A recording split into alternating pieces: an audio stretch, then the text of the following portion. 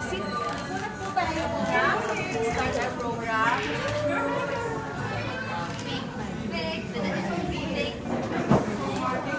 Nag-allot kami ng tutorials, as in, ako talaga yung very hands-on dito sa surprise ko sa inyo. And sana pag binasa niyo siya, gusto ko yung ma-feel niyo very personal.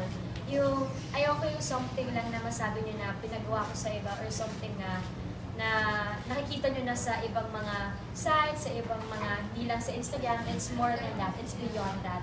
And sana ganun yung ma-feel nyo pag nakita nyo to.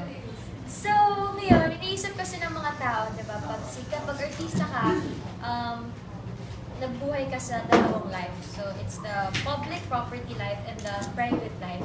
And of course, yung nakikita nyo ngayon is the public life. Dun kayo nakita nyo sa TV, nakikita nyo pag nag-mall show, ganyan. And yung hindi nakikita ng tao sa akin is my private life.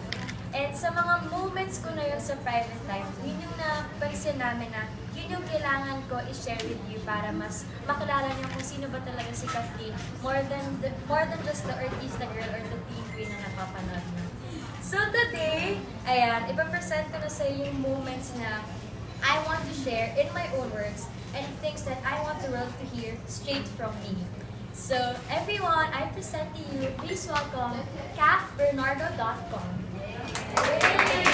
And mga stories na hindi nyo nakita before. So, ngayon meron na dyang 3 na stories na nagawa ko. Hindi pa masyado madami kasi kulang pa sa time. Pero I promise you guys na habang tumatagal, mas dumadami yung content ko sa website. Pero now, meron na sample. Sige sa akin. Sige. Na hindi ko pa nalalabas before, and may mga short stories lang na madali niyo mababasa and hindi siya masyadong mahaba and mas ma-enjoy na lang talaga siyang basahin. And makikita niyo na pag binabasa na siya, naririnig niyo yung boses ko pag binabasa na siya. Kasi ako yung gumawa ng lahat.